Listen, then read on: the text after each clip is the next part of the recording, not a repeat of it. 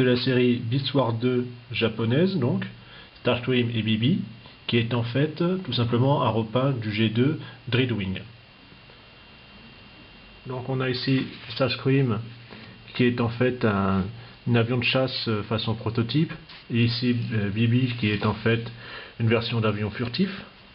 Donc on voit tout de suite que ce repas reprend les gammes donc violet, noir avec du chrome ici par exemple. On trouve un peu de gris sur quelques parties. Donc on va s'attarder sur Starscream qui a en fait deux lanceurs de missiles directement ici. Donc il y a juste, voilà, et puis ça part. Je vais essayer de ne pas les paumer. S'il part pas tout seul. Donc on a le cockpit avec, on voit sûrement pas du tout, mais vous avez un pilote à l'intérieur. On voit ici donc Starscream 002.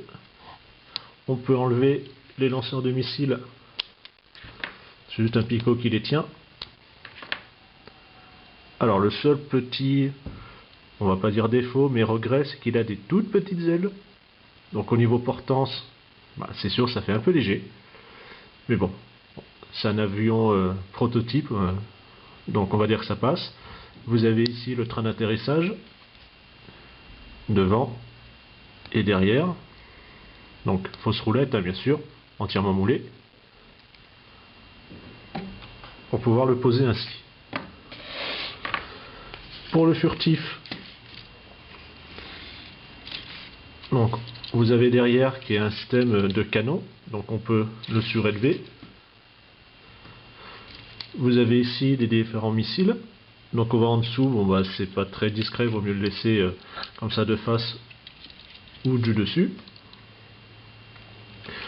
Vous avez des boutons, donc c'est simplement voilà, le bouton qui appuie sur l'aile du missile qui fait tomber, qui permet les bombardements.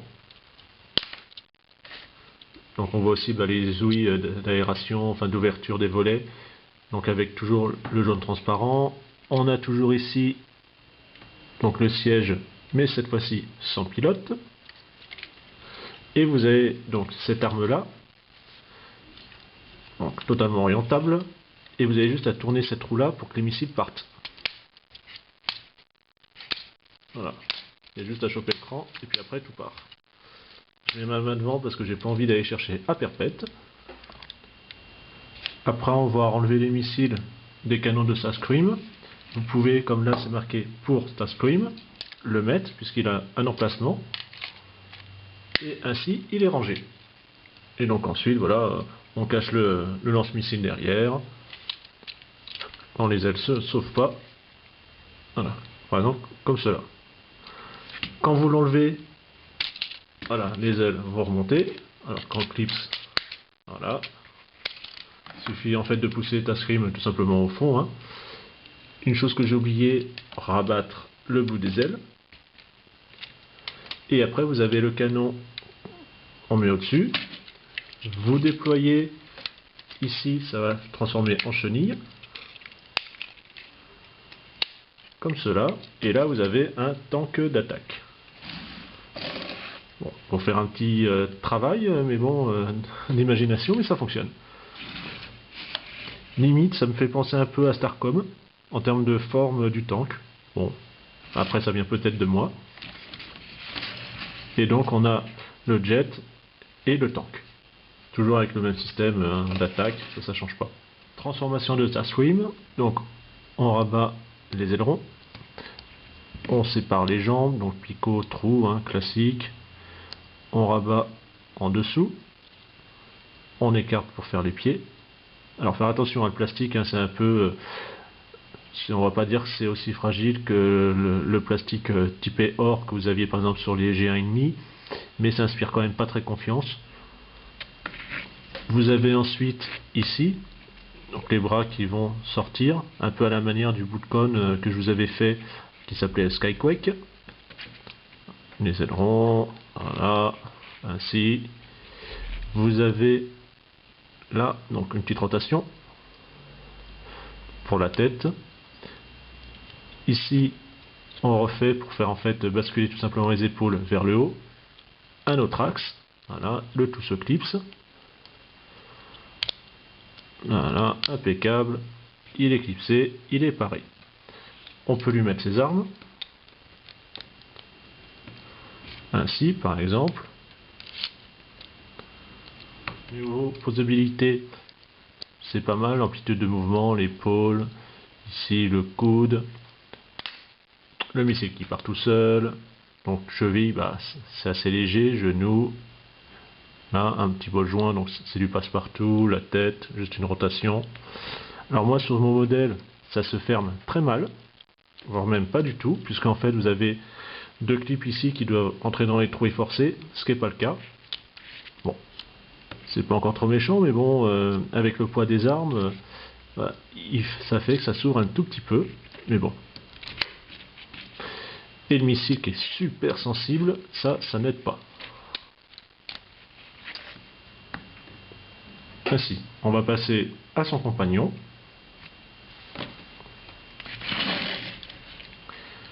Donc, pour la transformation, vous allez replier. On va séparer, donc même système, un picot et autres. Vous pliez, comme ça, ça fait la pointe. Vous avez le canon, on va l'abaisser. Alors ici, pour dégager les bras, vous avez juste à tirer. Voilà, comme ça, ça s'enlève. Vous avez cette charnière qui va permettre en fait de bouger le bras du canon. On le tourne complètement. Ensuite, vous allez avoir tout simplement à faire une bascule avec les ailes qui sauvent. Voilà, ça fait le torse. Vous avez la tête, une bascule un peu à l'Optimus Prime, si on peut dire. Les jambes, on vérifie qu'elles sont bien mises. Le torse. On ramène le bras du canon avec la petite rotation. Les épaules, on les décale sur les côtés. Rotation pour les mettre correctement. Voilà. Les caches, vous pouvez les écarter, puisque ici vous avez dans le bras un système qui permettait de verrouiller sur le dessus de l'avion, qui vont en fait coulisser quand ils le veulent bien.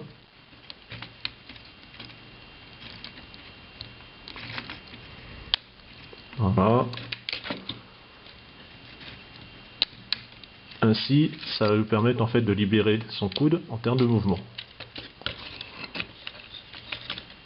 Alors lui aussi, il a un souci de charge à l'arrière, donc niveau stabilité, c'est assez moyen, il faut le faire pencher un peu en avant. Après, voilà le coude, avec son épaule classique. Ici, vol joint, pareil, hein, vous avez exactement les mêmes mouvements que le plus petit. La tête, et avec son canon façon un peu Predator.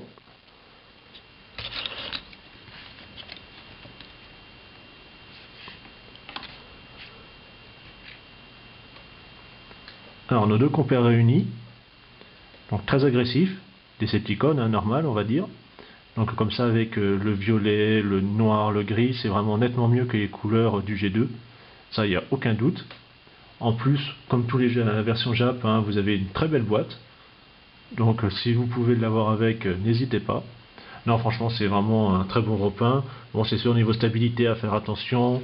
Pareil, le plastique gris qui inspire moyennement confiance sur la durée. Mais bon, en maniant avec douceur, ils ne sont plus très jeunes, donc on va dire que c'est un peu normal. Donc j'espère que cette review vous a plu, et puis on se dit à une prochaine. Allez, salut!